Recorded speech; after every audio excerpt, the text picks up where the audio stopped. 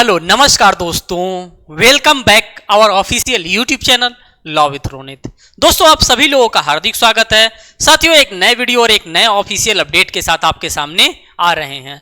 ये जो official update हम सभी लोगों के लिए लेकर के आ रहे हैं ये इंडियन पेनल कोड से रिलेटेड है और खास करके इस सेशन में आज जो हम बात करने वाले हैं वो केस लॉ के बारे में बात करेंगे। केस लॉ के एक एक कहानी के बारे में हम जानेंगे कि जिस केस लॉ को हम डिस्कस करने वाले हैं इस केस का क्या क्या पूरा फैक्ट था, इस केस में क्या क्या घटनाएं घटी थी, इन सभी चीजों को हम जानेंगे। साथियों एक इंफॉर्मेशन के लिए और वीडियो आपको एक और इंफॉर्मेशन देना चाहते हैं। यह इंफॉर्मेशन है कि इससे पहले मैंने एक और सेशन बनाया है आप सभी लोगों के लिए जिसमें जनरल एक्सेप्शन से रिलेटेड पूरे के पूरे केस लॉ को हमने धूमधाम से डिस्कस करने का काम किया है। एक एक फैक्ट एंड सर्कमस्टांसेस को बताने का वहां पे काम किया है। आप उस सेशन को जरूर देखिएगा। जनरल एक्सेप्शन से रिलेटेड आपका पूरा का पूरा डाउट वहां पे क्लियर हो जाएगा।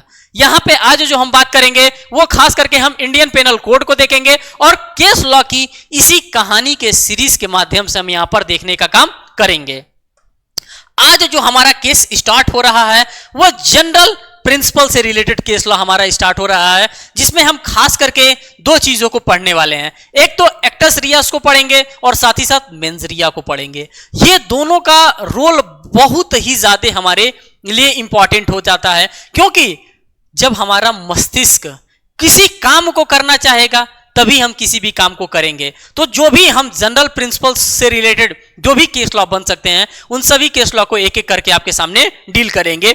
ये जो जजमेंट आपके सामने आ रहा है इसमें हम किसको देखेंगे, इसमें खास करके हम मेंस रिया से रिलेटेड जो भी हमारे पास मामले आ रहे हैं उनको देखने का काम करेंगे। सबसे पहला जो हमारे पास केस लॉ आ रहा है वो है क्वीन बनाम टाल्सन का केस जो कि 1889 का जजमेंट है। और ये जजमेंट क्या कहना चाहता है, इस जजमेंट में क्या बातें बताई गई थी, इसके फैक्ट को हम यहां पर ऑब्जर्व करने वाले हैं। खास बात इसमें यह भी है कि ये दोनों लैंग्वेजेस में आपको पीडीएफ यहां पे मिलने वाला है। कहा जा रहा है कि न्यायालय ने धारित किया कि एक सामान्य नियम के रूप में अपराध होने से पूर्व एक दोषी मन होना चाहिए।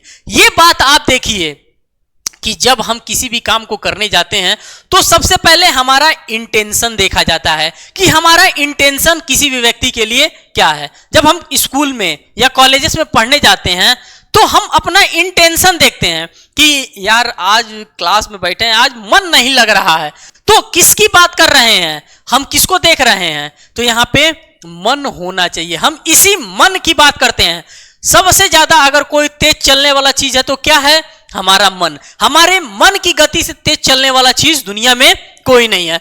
अभी हम यहां पे बैठे हैं, हमारा मन किया हम वहां चले गए, हमारा मन किया वहां से नीचे हम चले आए। तो सबसे ज्यादा किस पे फोकस करना चाहिए, तो मन पे। तो यही बात क्वीन वर्सेस टाल्सन के केस में कहा जा रहा है कि जब जब हम किसी भी प्रकार का कोई भी ऑफेंस कमिट करेंगे या कोई भी काम करेंगे तो सामान्य नियम यह होता है कि क्या होता है कि हमारा मन क्या कहता है, हमारा मन जो है, हमारा जो मेंस रिया है क्या वो दोषी मन का है कि नहीं है, उसी के बारे में यहां पे बताने का काम कर रहा है। लेकिन एक ऐसे कृत्य का जिसका आशय विधि को तोड़ने का रहा हो या नहीं आपराधिक बन सकता है।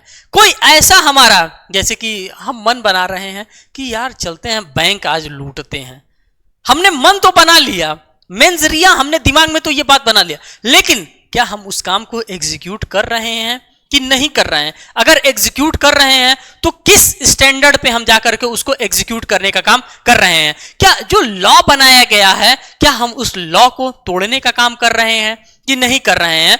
तो यही सभी चीज हमें क्या बना सकता है, जो हमारा मन है वो हमें अपराधी बना सकता है। और उसी के बारे में ये हमारा क्वीन बनाम टाल्सन का केस यहाँ पे समझाने का काम कर रहा है कि सबसे ज्यादा जो खराब होता है वो हमारा मन, हमारा दिमाग खराब होता है। अगर हमारा दिमाग ठीक ठाक रहा तो हम किसी भी लॉ को हम तोड़नेंगे नहीं।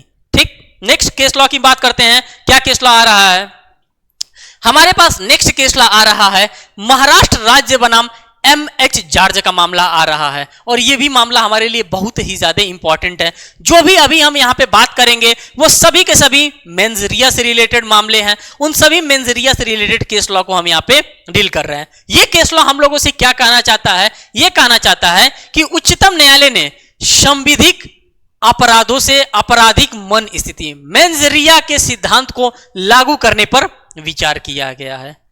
किसने किया है? तो यह बात उच्चतम न्यायालय ने कहा है कि जो हमारा स्टैट्यूटरी है, जो हमारा स्टैट्यूटरी प्रोविजंस है, अपराधों को क्या करना चाहता है? अपराधों को देखना चाहता है कि उनका मेंजरिया क्या था, उनका एट दैट टाइम मानसिक दशा क्या था।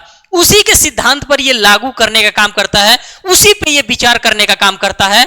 कौन सा हमारा केस बात करता है? तो हमारा जो केस लॉ है महाराष्ट्र राज्य बनाम एमएच जॉर्ज का जो मामला है, यह साफ साफ कहता है कि भाई हम तो एक ही चीज देखेंगे साहब का, मेंजरिया देखेंगे, उनका दिमाग देखेंगे। अगर उनका दिमाग चोरी करने का था तो वो चोरी कर रहे हैं, उनका दिमाग मर्डर करने का था तो मैं मानूंगा कि भाई साहब के द्वारा ही मर्डर किया गया होगा। यह बात हम नहीं कर रहे हैं, यह बात कौन कह रहा है साथियों? तो यह बात उच्चतम न्यायालय के द्वारा कही जा रही है, उन्हीं के स्टैट्यूटरी प्रोविजंस में यह बात बताई गई है।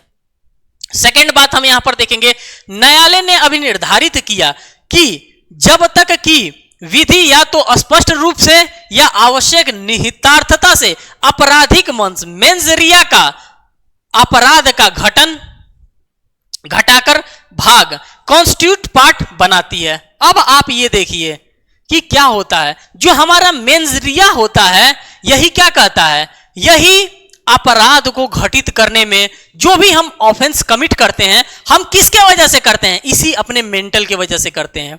अगर हमारा मेंटल काम ना करता, हमारा दिमाग ना काम करता, तो हम किसी भी प्रकार के ऑफेंस को कॉन्स्टिट्यूट नहीं कर पाते हैं। तो सबसे ज्यादा रोल किसका होता है? तो सबसे ज्यादा अगर हम रोल की बात करते हैं तो इसी मेंजरिया की, इसी मेंटल फैक्ट का रोल सबसे ज्यादा होता है। और इसी को लेकर के हम लोग क्या करते हैं? किसी ना किसी लॉ को ब्रेक करने का काम करते हैं, किसी ना किसी कॉन्स्टिट्यूएंट पार्ट्स को हम खराब करने का काम करते हैं, सिर्फ और सिर्फ अपने इसी मेंजरिया के कारण। आगे देखिए क्या कर रहा है, अभियुक्त को अपराध के लिए दोषी नहीं ठहराया जाना चाहिए जब तक कि उसका मन दोषी न हो। सबसे अच्छी बात कह दिया भैया, अगर हमारा मन दोषी नहीं है तो हम अपराधी नहीं है, अगर हमारा मन दोषी है तो हम अपराधी हैं। यह बात महाराष्ट्र राज्य बनाम एमएच जॉर्ज के मामले में सुनने के लिए और देखने के लिए मिला है। क्योंकि जब हमारे प्रिलिमिनरी एग्जामिनेशन की बात करते हैं, प्रिलिमिनरी एग्जामिनेशन में भी क्वेश्चन पूछे जाते हैं, खास करके मेंजरिया से रिलेटेड तो बार बार ही क्वेश्चन पूछे जाते हैं। और जब जब मेंजरिया से रिलेटेड क्वेश्चन पूछे जाते हैं तब हमारा दिमाग खराब हो जाता है कि आखिर में ये मेंजरिया होता क्या है, क्या कहता है मेंजरिया? तो मेंजरिया यही कह रहा है कि अभियुक्त को अपराध के लिए दोषी नहीं ठहराया जाना उचित है जब तक कि उसका मन दोषी न हो। भाई उसका अगर मन दोषी है, अगर दिमाग से उसने सोचा है, समझा और सोचने समझने के बाद किसी को भी किसी स्टेज पे जाकर उन्होंने ऑफेंस कमिट किया है, तब तो भैया आप दोषी हैं, अन्यथा आप दोषी नहीं हैं। और ये बात मैं नहीं कह रहा हूं, ये एमएच जॉर्ज का मामला था, उसी एमएच जॉर्ज के मामले में ये बात कही जा रही थी। नेक्स्ट हमारे पास क्वीन केस आ जा रहा है, केस है क्वीन वर्सेस टॉल्सन का मामला है, और इस मामले को भी देखना हमारे लिए बेहद जरूरी है। यह मामला क्या कहता है? कहा जा रहा है कि it was held by the court that as a general rule there must be a guilty mind. जो भी हम यहां पे बात करने वाले हैं, सभी की सभी बातें हम मेंजरिया के ही कॉन्टेक्स्ट में करने वाले हैं। ये मेरा एजेंडा था, ये मैंने पहले ही आपको बता दिया था कि जो भी आज हम बात करेंगे वो खास करके मेंजरिया के बारे में ही बात करेंगे। चाहे आप एमएच जॉर्ज का केस ले लीजिए, चाहे टॉल्सन का आप केस ले लीजिए, क्वीन वर्सेस टॉल्सन का केस ले लीजिए, इसमें भी आपको यही देखने के लिए मिल रहा है कि जो जनरल रूल है हमारा, वो जनरल रूल हमें क्या बताना चाहता है? जनरल रूल हमें यह बताना चाहता है कि हमारा गिल्टी माइंड होना चाहिए। जो दिमाग जो 2 किलो का ऊपर हमारे पास है, ये कैसा होना चाहिए? ये गिल्टी नेचर का होना चाहिए। अगर गिल्टी नेचर का होगा तभी हम किसी ना किसी स्टैट्यूट को तोड़ सकते हैं, तभी हम किसी कानून को तोड़ सकते हैं। अगर हमारा ये ठीक ठाक है, अभी हम यहां पे पढ़ा रहे हैं, ठीक, ये पैनल में पता चला हमारा दिमाग खराब हुआ, हम इसी में पेन से मार दिए और इसमें से करंट हमको मार दिया, तो भाई कब हम ये काम कर सकते हैं? जब हमारा ये कहीं ना कहीं खराब रहेगा, कोई एक पेज ढीला रहेगा। पेज सही है, पेज सारा टाइट है, इसीलिए मैं और आप यहां पे क्या कर रहे हैं? एक दूसरे से बातें कर रहे हैं, हम पढ़ा रहे हैं और ये अपना फंक्शंस रन कर रहा है। पता चला कि हमारा एक पेज यहां से ढीला हो गया, हम इसमें लगे मारने, तो भैया इसमें तो पूरा का पूरा करंट है ना, ये तो हमें तुरंत एक्शन का रिएक्शन देने ही वाला है। तो यही काम यहां पे कहा जा रहा है क्वीन वर्सेस टॉल्सन के मामले में, कि हमारा दिमाग क्या होना चाहिए, हमारा जो माइंड होना चाहिए वो गिल्टी होना चाहिए, तभी हम किसी ना किसी क्राइम को कॉन्स्टिट्यूट कर सकते हैं, तभी हम किसी ना किसी प्रोविजंस को ब्रेक कर सकते हैं। अगर हमारा माइंड ठीक ठाक है तो हम ये काम नहीं कर सकते हैं। Make an act criminally when there has been any intention to create, intention होना चाहिए, इंटेंशन होगा तभी हम क्या कर सकते हैं, तभी हम किसी भी क्राइम को कमिट कर सकते हैं। हमारा इंटेंशन क्या है, तो हमारा इंटेंशन जो है हमारा वो गिल्टी माइंड है, हमारा वो मेंजरिया है। ये चीजें आप सभी लोगों को समझ में आ गई होगी अभी तक मेंजरिया की कहानी। नेक्स्ट केस लॉ की हम बात करते हैं। नेक्स्ट जो हमारे पास केस लॉ आ रहा है वो है State of Maharashtra versus MH George का मामला आ रहा है। मैंने आप सभी लोगों से यह भी कहा था कि मैं दोनों लैंग्वेजेस में केस लॉ आपके लिए लेकर के आऊंगा, हिंदी में भी लेकर के आऊंगा, साथ साथ इंग्लिश में भी लेकर के आऊंगा। इसको बनाने में, इसका पीपीटी बनाने में बड़ा ही टाइम लगता है, क्योंकि दोनों लैंग्वेजेस में मैटर को कलेक्ट करना, साथ ही साथ दोनों में लैंग्वेजेस में टाइप करना, इंग्लिश में बनाना तो आसान होता है, हिंदी में बनाने में बड़ा डिफिकल्टीज आती है। लेकिन ये डिफिकल्टी आपका लॉ विथ रोनित सह रहा है, मेरी पूरी टीम सह रही है, आपका पूरा का पूरा ये सपोर्ट है, इसीलिए सारे काम चल रहे हैं। आप लोग इसी तरह इसको प्यार देते रहिए। कहा जा रहा है कि supreme court consider the application of the principle of मेंजरिया। किसकी फिर बात की जा रही है, तो हमारा जो डंडा है यहीं पर आकर के रुक जा रहा है, इसी दिमाग पे, इसी मेंटल पे हमारे आकर रुक जा रहा है, इसी हमारे मेंजरिया पर आकर के रुक जा रहा है। साफ साफ कहा जा रहा है, किसके द्वारा कहा जा रहा है, तो apex court of India means कि सुप्रीम कोर्ट कंसीडर कर रहा है कि जो भी हम एप्लीकेशंस को लगाएंगे, जो भी हम प्रिंसिपल्स को लगाएंगे, वो कहां जाकर के रुकेगा, तो वो जाकर के हमारे मेंजरिया पर रुकेगा। मेंजरिया is statutory offence. The court held that unless the statute either clearly or by the necessary implications rule out mensaria as a constituent part of the criminal, the accused should not be held guilty of the offenses unless has guilty mind। यहां पे भी बात वही बताई गई है जो मैंने पहले आपको बता दिया था जब State of Maharashtra versus MH George के केस को हम हिंदी में बता रहे थे। तभी मैंने बताया था कि भाई दोष सिद्ध तब ही आपका माना जाएगा जब आपका ये कहीं ना कहीं खराब हो, कहीं ना कहीं आपका एक पेच ढीला हो। यहां पे किसकी बात कर रहा है, तो यहां पे गिल्टी माइंड की बात कर रहा है। जब आपका गिल्टी माइंड होगा तभी आप किसी ना किसी लॉ को वायलेट करेंगे, तभी आप किसी ना किसी लॉ को ब्रेक करने का काम करेंगे। और जब जब किसी लॉ को आप वायलेट करेंगे, जब किसी लॉ को आप ब्रेक करेंगे, तब तब आपको पनिशमेंट मिलेगा। आप ये सभी चीजें नहीं कर रहे हैं, आपको किसी भी प्रकार का कोई भी पनिशमेंट नहीं प्रोवाइड किया जाएगा। जो भी हम बात कर रहे हैं साथियों, फिर डिस्क्लेमर दे रहे हैं कि हम मेंजरिया से रिलेटेड जो भी मामले आ रहे हैं उन्हीं सभी को आपके सामने डील करने का काम कर रहे हैं। नेक्स्ट केस लॉ की हम बात करते हैं। ये जो केस लॉ आपके पास आ रहा है,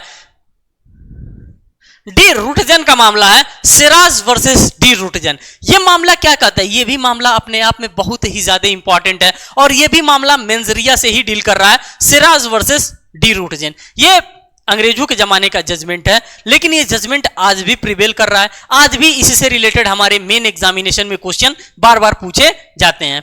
इसमें क्या कहा जा रहा है कि देयर इज अ प्रिजम्पशन। किसकी बात कर रहा है, उपधारणा की बात कर रहा है, प्रिजम्पशंस की बात कर रहा है। There is a presumption that means that mens rea is an essential elements. यहां पे भी एक उपधारणा माना जा रहा है। सिराज वर्सेस डी रूटजन के मामले में भी एक प्रिजम्पशंस रखा जा रहा है कि हम किसको प्रिज्यूम करते हैं, तो हम इसी को, इसी 2 किलो के चीज को, इसी दिमाग को हम दोषी ठहराएंगे। अगर ये दिमाग दोषी है, अगर दिमाग ने कुछ उल्टा सीधा किया है तो सजा हमको तो मिलनी ही तय है। उसी की बात सिराज वर्सेस डी रूटजन के मामले में कहा जा रहा है। जो इसेंशियल एलिमेंट्स होता है वो क्या होता है, हमारा मेंजरिया होता है। ऑफ एवरी ऑफेंसेस, सिर्फ और सिर्फ सिंगल ऑफेंसेस की बात नहीं कर रहे हैं, हर एक ऑफेंसेस में जो सबसे खतरनाक चीज होता है वो हमारा दिमाग होता है, वो हमारा मेंजरिया होता है। But this presumption is liable to be displaced either by the words of the statute creating the offence or by the subject matter with which it deals की बात कर रहा है। साथ ही साथ ये किसकी बात कर रहा है, सब्जेक्ट मैटर की बात कर रहा है। देखना यह जाता है कि जब हम कोई भी काम करने जाते हैं तो दिमाग तो लगता है। हम यहां पे आपके सामने कोई चीज बता रहे हैं, अगर हम ये सिराज वर्सेस डी रूट जेन का केस ही बता रहे हैं, अगर हमारा दिमाग ठीक ठाक चल रहा है तो मैं आपको बताने का काम कर रहा हूं। अगर यही हमारा दिमाग एक भी पेज ढीला हो जाता तो मैं क्या बताता, सिराज वर्सेस डी रूट जेन के बदले में दूसरा कोई नाम बता देता। आप किसी पागल व्यक्ति से पढ़ना पसंद करेंगे? नहीं करेंगे। आप उसी व्यक्ति से पढ़ना पसंद करेंगे, आप वहीं पे जाना पसंद करेंगे जिसका ये चीज क्या होगा, ये चीज ठीक होगा। जिसका ये चीज खराब होगा उसके पास आप जाना नहीं चाहते हैं। पागल के पास कोई जाना चाहता है? बिल्कुल नहीं जाना चाहता है। इसलिए नहीं जाना चाहता है कि भैया उसका दिमाग खराब है, कब पत्थर उठा करके हमारे ही ऊपर फेंक देगा। हम क्या कर सकते हैं? हम कुछ नहीं कर सकते हैं भाई। हम उसको मार भी देंगे, लोग यही कहेगा हम ही को देख करके बेचारे पागल को मार रहा है। लेकिन पागल हमको मार देगा तो लोग कोई कुछ नहीं कहेगा, कहेगा कि क्यों उसके पास गए थे, उसके पास तो ये है ही नहीं है ना, उसका तो मेंजरिया ही नहीं है, उसके पास तो उसका गिल्टी, उसके पास तो दिमाग ही नहीं है, क्यों गए थे भाई तुम उसके पास? नहीं जाना चाहिए था। तो यही चीज यहां पे सिराज वर्सेस डी रूट जेन के मामले में कहा जा रहा है। यहां पे एक उपधारणा ये बना लिया जाता है, यहां पे ये एक प्रिजम्पशन बना दिया जाता है कि कोई भी अगर हम काम करते हैं तो उसके लिए हमारा इसेंशियल एलिमेंट्स क्या होना चाहिए? हमारा इसेंशियल एलिमेंट्स यही हमारा मेंजरिया यहां पे होना चाहिए। इसी की बात यहां पे की जा रही है। नेक्स्ट केस लॉ की हम बात करते हैं। नेक्स्ट केस लॉ हमारे लिए क्या आ रहा है? नेक्स्ट केस लॉ आ रहा है सिराज वर्सेस डी रूट जेन 1895 का, जो आपने अभी इंग्लिश लैंग्वेजेस में देखा, सेम एज यूजुअल आपको हिंदी में देखने के लिए मिल रहा है। इसको भी मैं एक बार रीड आउट कर दे रहा हूं। एक उपधारणा है कि आपराधिक मन स्थिति मेंजरिया प्रत्येक अपराध का अनिवार्य तत्व होता है। यह उपधारणा या तो आपराधिक निर्मित करने वाली संविधि के शब्दों द्वारा विस्थापित के लिए संभाव्य है या फिर उस विषय वस्तु द्वारा जिसे यह व्यवहार करती है। जो कि अभी मैंने आपको पीछे इसके समझाने का काम किया है कि सबसे ज्यादा जो खेल होता है, सबसे ज्यादा जो दोषी होता है वो हमारा क्या होता है? तो यही हमारा मेंजरिया होता है। अगर ये ठीक ठाक काम कर रहा है, ये ठीक ठाक अगर है, तो हमसे किसी भी प्रकार का कोई भी ऑफेंस कमिट होने वाला नहीं है, हम किसी भी प्रकार का कोई भी गलती नहीं करने वाले हैं। लेकिन अगर मेंजरिया हमारा कहीं भी कहीं डिस्टर्ब हुआ तो हम क्या करेंगे? हम लॉ को वायलेट करेंगे, और जब जब हम लॉ को वायलेट करेंगे तब तब हम पेनलाइज होंगे, तब तब हमको पनिशमेंट मिलेगा। यही बात हमारा सिराज बनाम डी रूट जेन का मामला कहता है। नेक्स्ट हम केस यहां पर देखेंगे। अब ये जो केस लॉ हम देखने के लिए मिल रहा है, ये पनिशमेंट रिलेटेड केस लॉ हमको देखने के लिए मिल रहा है। अभी तक तो आप लोगों ने क्या देखा? अभी तक आप लोगों ने मेंजरिया से रिलेटेड केस अभी तक देखा। अब हम यहां पर देखेंगे पनिशमेंट रिलेटेड केस लॉ, जो कि पनिशमेंट से रिलेटेड है।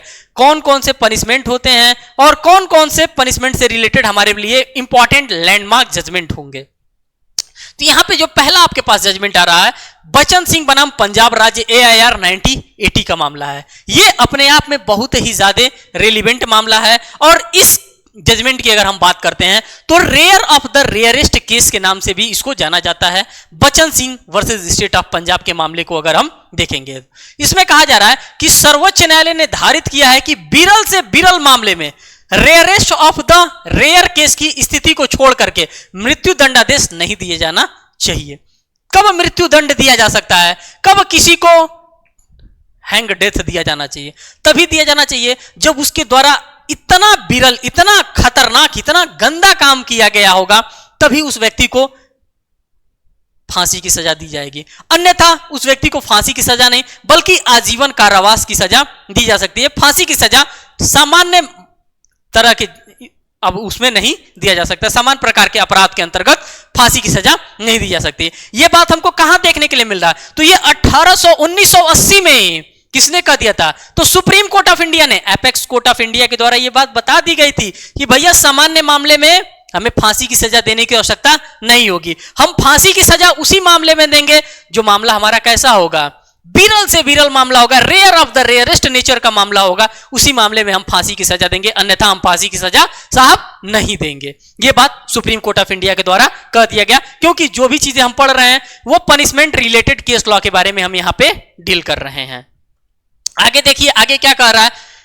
बहुत ही इंपॉर्टेंट जजमेंट है, बच्चन सिंह का केस है। Bachchan Singh versus State of Punjab की हम बात कर रहे हैं। इसमें क्या कहा जा रहा है? इसमें कहा जा रहा है कि supreme court held that sentence should be not be past exception, rare of the rarest case, जब विरल से विरल मामला होगा तभी हम क्या करेंगे, तभी हम फांसी की सजा देंगे, अन्यथा हम फांसी की सजा नहीं देंगे। हम लाइफ इंप्रिजनमेंट दे सकते हैं, हम अदर पनिशमेंट दे सकते हैं, लेकिन फांसी की सजा इतनी आसान नहीं है। किसी का जान लेना इतना आसान नहीं है, चाहे वो एपेक्स कोर्ट ही क्यों ना हो।